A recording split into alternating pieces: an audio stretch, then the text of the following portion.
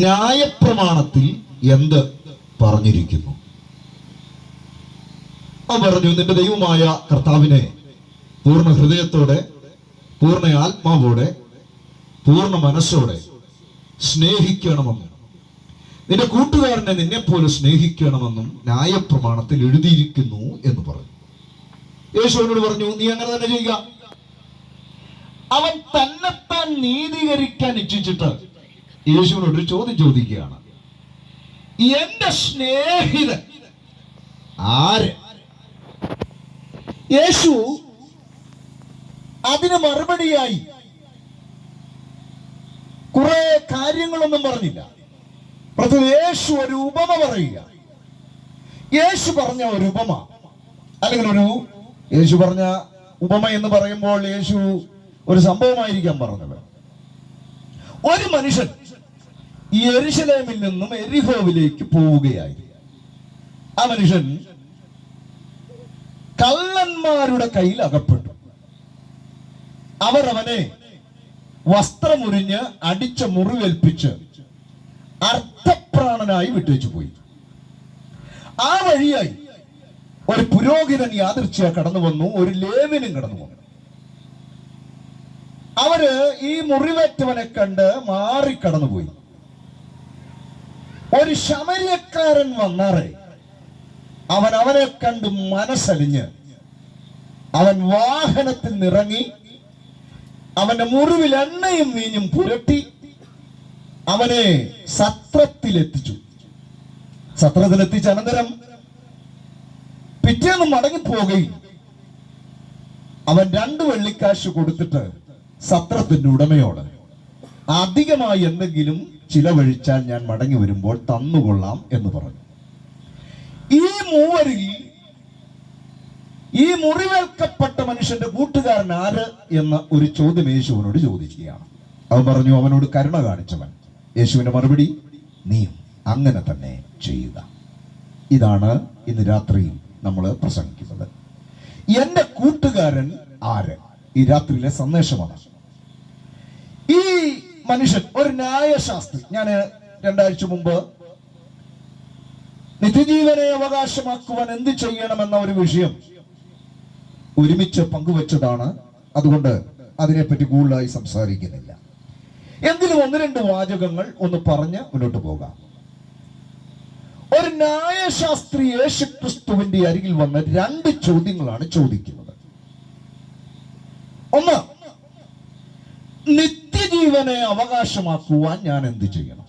രണ്ടാമത്തെ ചോദ്യം, എന്റെ കൂട്ടുകാരൻ ആര്?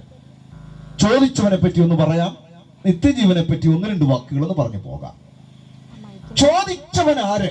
ഒരു ന്യായശാസ്ത്രി എന്ന് പറഞ്ഞാൽ ആരാ? ന്യായപ്രമാണം പകർത്തി എഴുതുകയും വ്യാഖ്യാനിക്കുകയും പഠിപ്പിക്കുകയും ചെയ്യുന്ന ഒരു വ്യക്തിയാണ് ന്യായശാസ്ത്രി.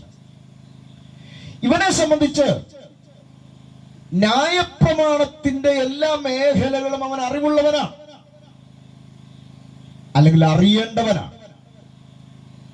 ഒന്നുകിൽ ഇവൻ അറിയില്ല, അല്ലെങ്കിൽ ഇവൻ യേശുവിനെ പരീക്ഷിച്ച് ചോദിച്ചതാണ്. അറിഞ്ഞു വെച്ചിട്ട് വെറുതെ ഒന്ന് ചോദിച്ചതാണ്. ഈ ചിലരുടെ പ്രശ്നം എന്താണെന്നറിയോ? അറിയേണ്ടത് അറിയില്ല, അറിയരുതാത്തത് ഒരുപാട് കാര്യങ്ങൾ അറിയുകയും ചെയ്യും. ഇവൻ എങ്ങനെയുള്ളവരാണ് നമുക്കറിയത്തില്ല. ഇവൻ ഒന്നാമത് ചോദിക്കുന്ന ചോദ്യം, നിത്യജീവനെ അവകാശമാക്കുവാൻ ഞാൻ എന്ത് ചെയ്യണം? എന്താ നിത്യജീവൻ? ഈ രാത്രി സകല മനുഷ്യർക്കും ആവശ്യമുള്ളത് എന്ത് എന്ന് ചോദിച്ചാൽ ഒറ്റ ഉത്തരവുള്ളൂ, നിത്യജീവൻ.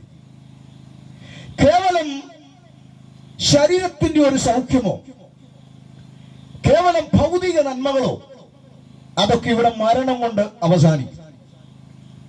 പക്ഷെ മനുഷ്യന് ആവശ്യമുള്ളത് നിത്യമായ ജീവന എന്ന് പറഞ്ഞാൽ മരണമില്ലാത്ത അവസ്ഥയല്ല, മരണത്തിന്റെ അപ്പുറത്തുള്ളൊരു ജീവൻ. ഒരുപക്ഷെ താങ്കൾ ചോദിച്ചേക്കാം, ഞാനിത് കണ്ടിട്ടുണ്ടോ? ഇല്ല. നിത്യജീവൻ എന്ന് പറഞ്ഞാൽ അത് ദൈവം നൽകുന്നതാണ്. അത് കണ്ടിട്ടില്ല എങ്കിലും ഉറപ്പോടെ പറയാനുള്ള കാരണം ഒന്നേ ഉള്ളൂ. മരണത്തെ തോൽപ്പിച്ച് ഉയർത്തെഴുന്നേറ്റ് ഇന്നും ജീവിക്കുന്ന ഒരുവനുണ്ട്.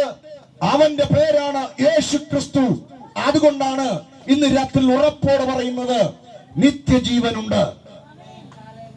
അതുകൊണ്ട് ഞങ്ങള് പ്രസംഗകർ ദൈവവചനത്തിന്റെ ഒരു വാക്യമെടുത്ത് വളരെ ശക്തമായി പറയാറുണ്ട്, മറ്റൊരുത്തനിലും രക്ഷയില്ല.